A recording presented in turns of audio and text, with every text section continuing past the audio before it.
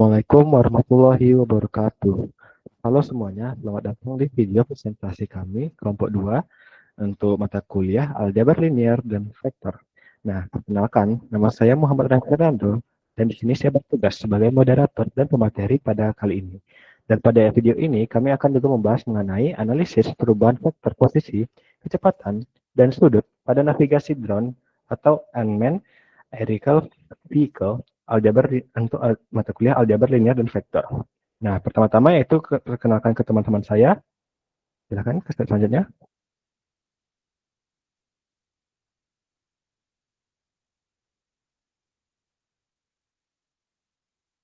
Ya, kenalkan dulu kepada teman-teman. Perkenalkan, nama saya Natasha Nur. Perkenalkan, nama saya Nisha Putri. Perkenalkan, nama saya Najwa Maha Putri.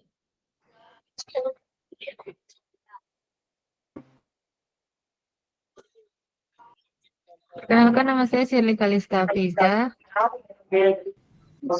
Perkenalkan, nama saya Zaka Kirani Zamsia.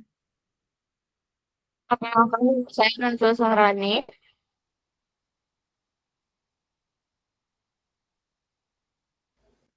Boleh ke slide selanjutnya.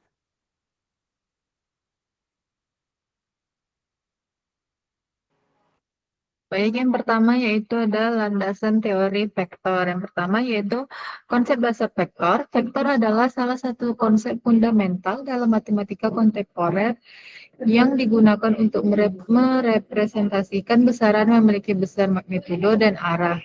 Berbeda dengan skalar yang hanya memiliki nilai, vektor memberikan informasi lebih lengkap sehingga sangat penting dalam menggambarkan fenomena fisika, geometri, dan berbagai proses komputasi. Secara historis, istilah vektor berasal dari bahasa Latin "vere" yang berarti mengangkut. Dalam konteks matematika, vektor dipahami sebagai objek yang mengangkut informasi mengenai seberapa besar suatu perubahan dan ke arah mana perubahan tersebut terjadi.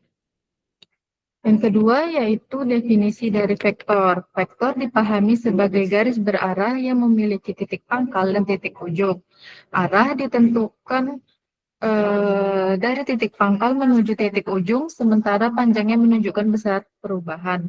Pendekatan ini merupakan cara paling intuitif dalam fisika untuk menggambarkan perpindahan, gaya, kecepatan, dan besaran-besaran lain yang memiliki arah. Yang kedua yaitu definisi analitis atau koordinat. Dalam pendekatan analitis, vektor direpresentasikan sebagai komponen angka pada sistem koordinat. Contohnya yaitu vektor 2D dengan X atau Y, vektor 3D dengan X, Y, dan Z. Bentuk ini memudahkan perhitungan matematis, operasi aljabar, transformasi geometri, hingga pemodelan pada grafika komputer dan aljabar linear. Yang ketiga yaitu definisi abstrak atau ruang vektor. Secara abstrak, vektor adalah elemen ruang vektor yang yaitu himpunan objek yang memenuhi aksioma penjumlahan dan perkalian skalar. Dalam ruang vektor, vektor tidak harus berupa panah atau angka. Vektor juga bisa berupa fungsi, polinomial, matriks, deret angka, selama memenuhi aturan ruang vektor tersebut. Pendekatan ini digunakan dalam matematika modern, analisis numerik, dan machine learning. Selanjutnya yaitu notasi dan sifat-sifat vektor. Vektor dapat dituliskan dengan huruf kecil dengan tanda panah pi dan huruf tebal pi. Untuk sifat-sifat vektor yang pertama vektor 0, yang semua komponen bernilai 0 tidak memiliki arah, berperan sebagai identitas dalam penjumlahan. Yang kedua yaitu vektor satuan, vektor dengan panjang 1 digunakan untuk menunjukkan arah murni tanpa memperhitungkan besar. Yang ketiga ada vektor sejajar. Dua vektor sejajar jika salah satunya merupakan kelipatan skalar dari yang lain. Yang terakhir yaitu vektor ortogonal, produk kedua vektor sama dengan 0, sudut antara keduanya yaitu 90 derajat, penting dalam geometri, proyeksi, dan pemodelan spasial. Baik.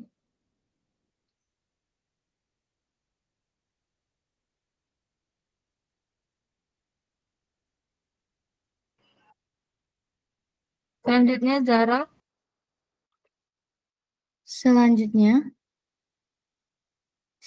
operasi-operasi dasar pada vektor. Yang pertama ada penjumlahan dan pengurangan vektor, yaitu menggabungkan atau mengurangkan dua vektor berdasarkan komponennya. Lalu ada perkalian skalar, yaitu mengalihkan vektor dengan sebuah bilangan sehingga panjang vektornya berubah. Operasi berikutnya adalah dot produk atau hasil kali titik yang menghasilkan nilai skalar dan sering digunakan untuk mencari sudut antar vektor. Kemudian ada cross product atau hasil kali silang yang menghasilkan vektor baru yang tegak lurus terhadap kedua vektor awal. Selanjutnya ada perhitungan besar atau panjang vektor untuk mengetahui magnitudenya. Selanjutnya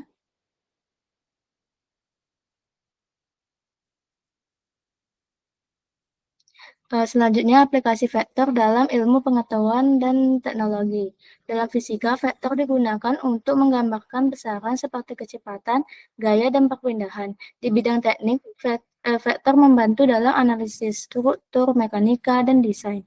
Dalam ilmu komputer, vektor digunakan pada grafika komputer, machine learning, serta memprosesan data. Lalu di matematika terapan, vektor penting untuk pemodelan, perhitungan dimensi, dan analisis ruang. Selanjutnya akan dijelaskan oleh teman saya.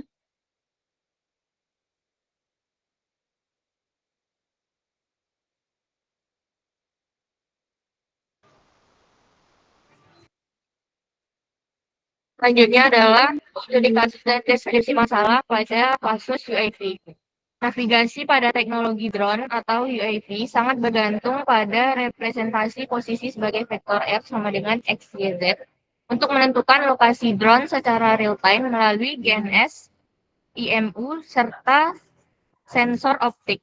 Dalam aplikasi seperti inspeksi gedung berbasis logika fuzzy, vektor posisi digunakan untuk mengatur jarak dan orientasi drone terhadap objek sekitar sehingga drone dapat menyesuaikan arah dan kecepatan secara otomatis serta menghindari tabrakan.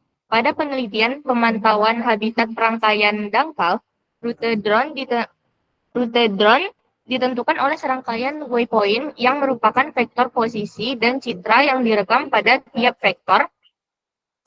Dianalisis menggunakan OBIA untuk klasifikasi habitat. Pada pemetaan desa dengan UAV fotogrametri, navigasi dilakukan dengan menghitung vektor perpindahan antar waypoint agar jalur penerbangan memiliki overlap yang optimal. Integrasi vektor posisi GPS, vektor percepatan IMU, dan orientasi kamera juga diperlukan dalam survei geodetik untuk menjaga kestabilan dan akurasi sudut orientasi drone.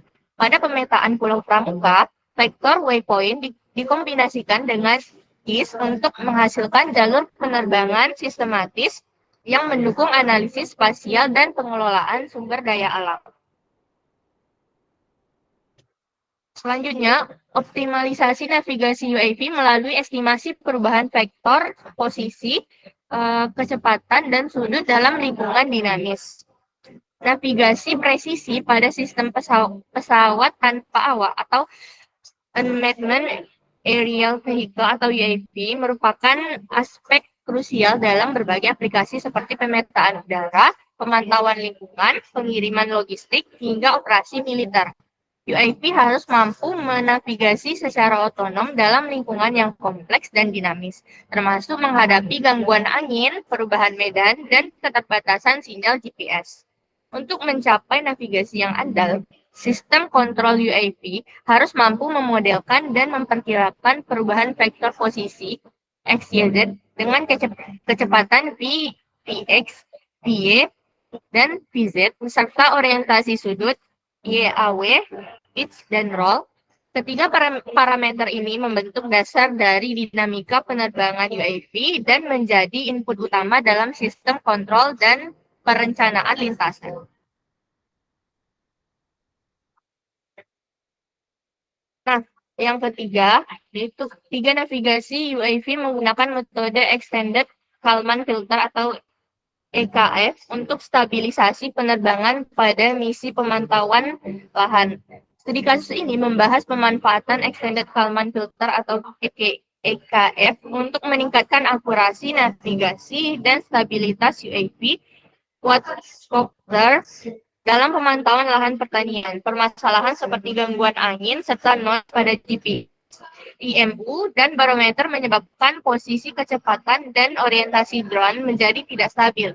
EKF digunakan sebagai metode sensor fusion yang mampu menangani dinamika UAV dan yang non-linear dengan memprediksi pergerakan drone dan melakukan koreksi berbasis data sensor. Melalui proses ini, vektor posisi dikoreksi oleh GPS, vektor kecepatan disaring dari noise IMU, dan orientasi diperbaiki menggunakan giroskop serta akselerometer. Ketiga vektor tersebut saling memengaruhi sehingga tanpa koreksi berkelanjutan, error dapat terakumulasi dan membuat drone menyimpang dari jalur. Hasil penelitian menunjukkan bahwa EKF secara signifikan mengurangi error posisi dan memungkinkan UAV terbang lebih stabil serta mengikuti jalur pemantauan dengan presisi tinggi.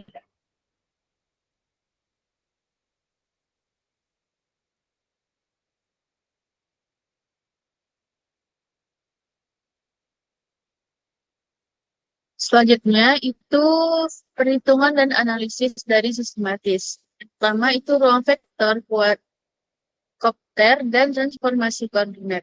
Nah, sebuah quadcopter itu beroperasi dalam ruang keadaan state space 6 derajat kebebasan.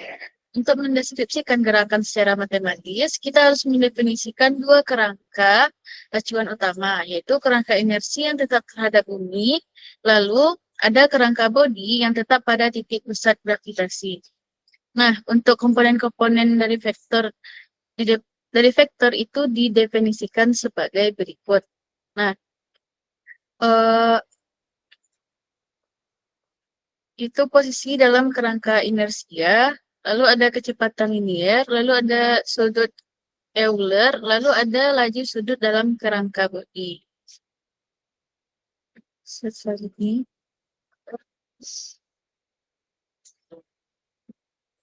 Selanjutnya itu definisi matematis intensitas belok atau turn intensity. Dalam robotika, intensitas belok itu memiliki dua makna. Lalu ada kontrol yaw yang besarnya perbedaan kecepatan antara motor CW dan CCW yang menghasilkan rotasi yaw. Lalu ada analisis trajektori, ukuran kelengkungan jalur atau ketajaman perubahan arah antar waypoint. Secara matematis, intensitas belok dihitung dari sudut antara vektor kecepatan yang berurutan. Lalu kemudian ada sudut besar, intensitas belok tinggi. Lalu ada konsep ini berasal dari dot product dalam ruang Euclidean yang menentukan sudut antar vektor. Lalu ada intensitas belok tinggi, berarti perubahan arah tajam, kebutuhan gaya sentripetal, dan torsi yaw yang besar. Lalu laporan menggunakan definisi ini sebagai representasi vektor kelengkungan dalam kerangka Freenet-Serret.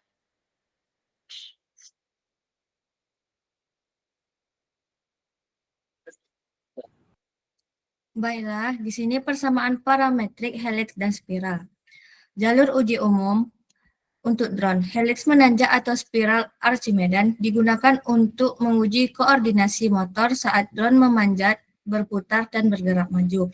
Helix 3D didefinisikan oleh fungsi bernilai faktor, di mana A adalah jari-jari helix, omega frekuensi sudut kecepatan putaran, B merupakan laju pendakian vertikal, dan T adalah waktu.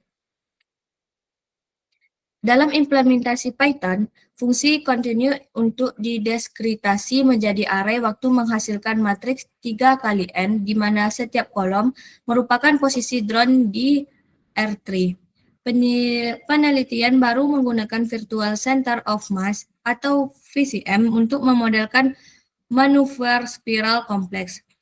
Drone bergerak relatif terhadap VCM yang juga bergerak, memungkinkan manuver spiral luas dengan presisi tinggi, di mana parameter VCM melibatkan RP merupakan jarak relatif terhadap VCM, sudut line of sight relatif, dan model ini memanfaatkan transformasi koordinat dinamis berbasis aljabar linier. Vektor kecepatan dan percepatan turunan vektor. Vektor kecepatan adalah turunan pertama dari RT. Dan vektor kedua, vektor percepatan adalah turunan kedua.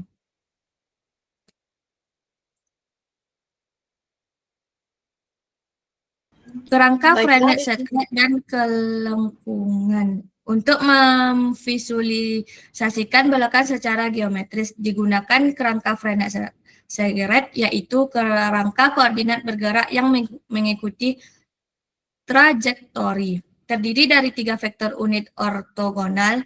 Yang pertama ada tangan, arah gerakan sesaat. Yang kedua ada normal, mengarah ke pusat kelengkungan. Dan yang ketiga binormal, tegak lurus dan T. Selanjutnya akan dilanjutkan oleh Najwa. Baiklah, di sini saya akan melanjutkan materi kerangka Frenet seret dan kelengkungan. Jadi, dalam konteks proyek pengguna menghitung dan membuat vektor-vektor ini pada interval di sepanjang trajektori memberikan visualisasi yang ketat tentang belokan. Intensitas belok dapat diinterpretasikan secara geometris sebagai kelengkungan K yang didefinisikan sebagai kelengkungan tinggi, belokan tajam, intensitas kontrol belok lebih besar. Selanjutnya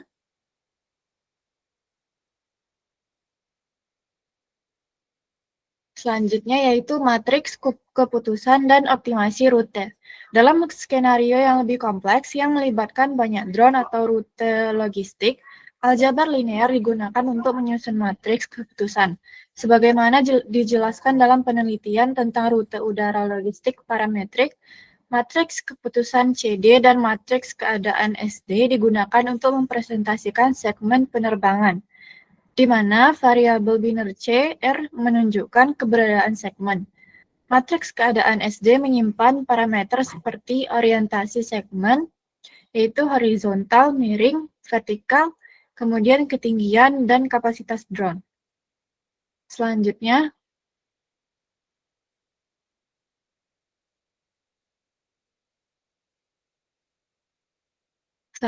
penggunaan matriks ini memungkinkan algoritma optimasi untuk melakukan operasi aljabar pada seluruh jaringan rute sekaligus, mencari jalur optimal yang meminimalkan fungsi biaya.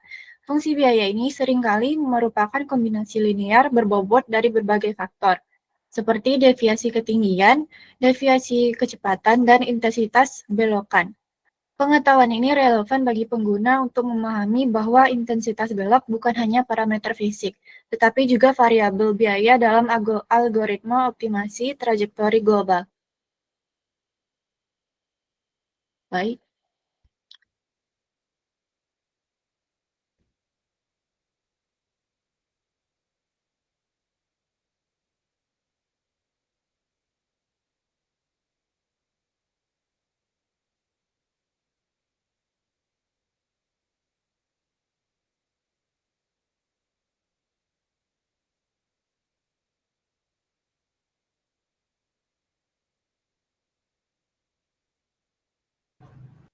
Baiklah, materi selanjutnya matriks keputusan dan optimasi rute.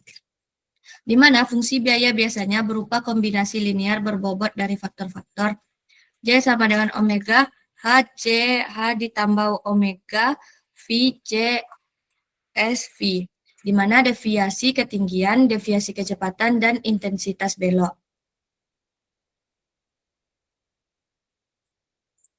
Oke, dilanjutkan oleh teman saya Nando. Baiklah, bisa kita lihat di sini ada hasil simulasi visualisasi trajektori atau lintasan drone 3D yang dikembangkan menggunakan Matplotlib, sebuah library di Python. Dan bisa kita lihat di sebelah kiri ini ada panel kontrol yang memungkinkan kita mengubah parameter penerbangan, seperti kecepatannya.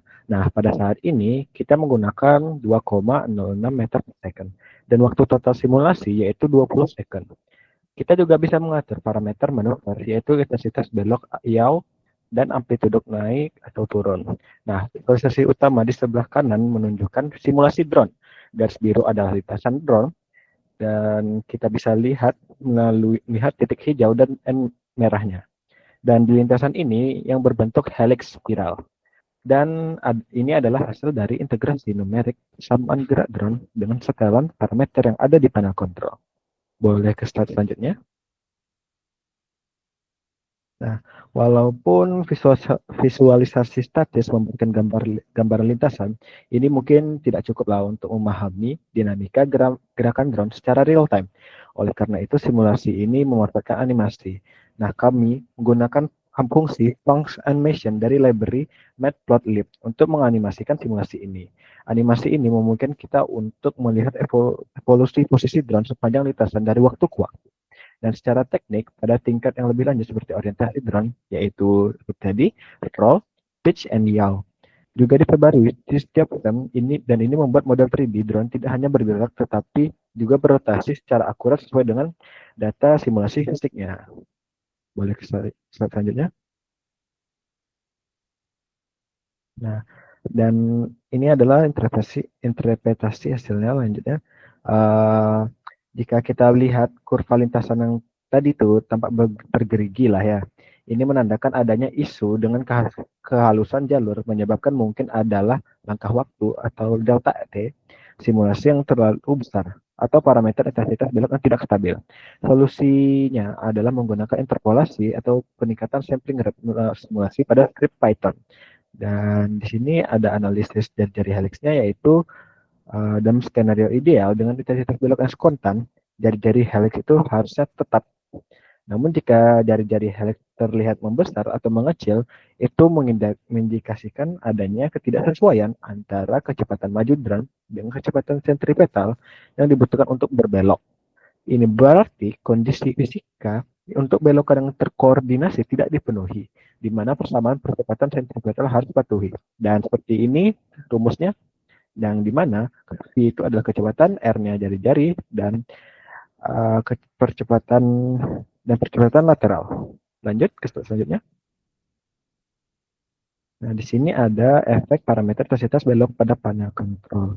Dan intensitas pada belok rendah, kita akan mengatur intensitas belok rendah. Nah, kita pertama-tama yaitu melakukan satu jalur berbentuk busur lebar, lintasan yang menyerupai busur yang sangat lebar, atau bahkan terlihat hampir lurus. Lalu kedua, adanya stabilitas orientasi. Drone akan mempertahankan nilai roll yang kecil, yang berarti orientasinya relatif kecil. Ya, stabil lah maksudnya. Dan ketiga, yaitu ada visualisasi warna. Nah, jika kita menggunakan visualisasi warna seperti heat map untuk gaya belok, warnanya akan cenderung biru atau dingin, mencerminkan gaya belok yang rendah.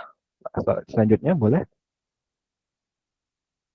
Nah, efek parameter intensitas belok pada panel kontrol untuk yang intensitas belok tinggi. Yang pertama itu jalur berubah menjadi loop sempit dengan jari-jari kecil.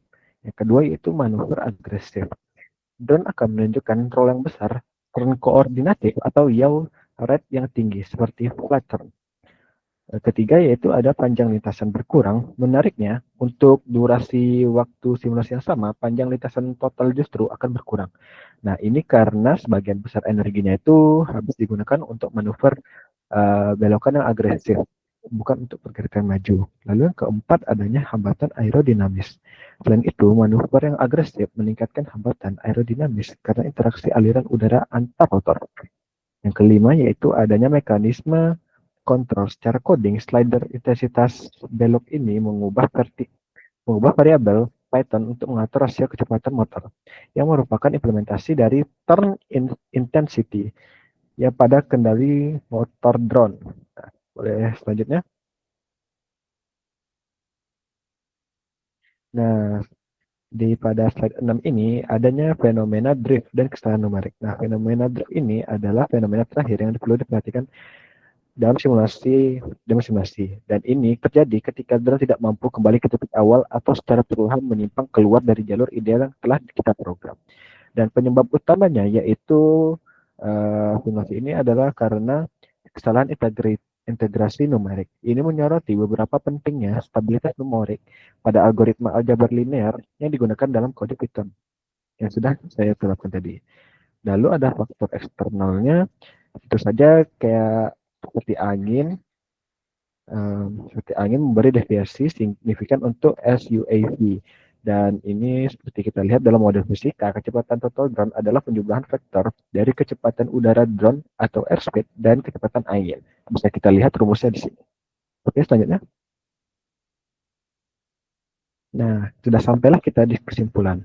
Jadi, navigasi pesawat tanpa awak atau unmanned aerial vehicle merupakan penerapan langsung konsep aljabar linear dan kalkulus vektor dalam sudut ruang 6DOF untuk memperkirakan posisi, kecepatan, dan orientasi secara presisi sebagai dasar sistem kontrol. Parameter intensitas belok diturunkan secara matematis melalui dot product, vektor kecepatan dan kelengkungan lintasan berdasarkan kerangka Frenet dan Seret, menunjukkan bahwa manuver belok bukan hanya sekedar perubahan arah melainkan respon dinamis terhadap gaya fisika yang meningkatkan secara kuadratik terhadap kecepatan putar. Simulasi berbasis Python memperlihatkan bahwa proses diskreditasi waktu dapat memicu akumulasi kesalahan sehingga stabilitas algoritma integrasi sangat penting dalam menjaga kekurangan lintasan. Visualisasi 3D turut memvalidasi model matematika dengan fenomena fisik, termasuk munculnya side slip pada manuver intensitas tinggi ketika arah hadap drone tidak sejalan dengan vektor kecepatannya. Secara keseluruhan, laporan ini menegaskan bahwa keberhasilan penerbangan otonom sangat bergantung pada manipulasi matriks rotasi yang akurat serta efisiensi komputasi untuk meminimalkan deviasi numerik. Nah, segitu saja dari kelompok kami. Mohon maaf jika ada kesalahan. Kami mohon maaf, kami pamit. Wassalamualaikum warahmatullahi wabarakatuh.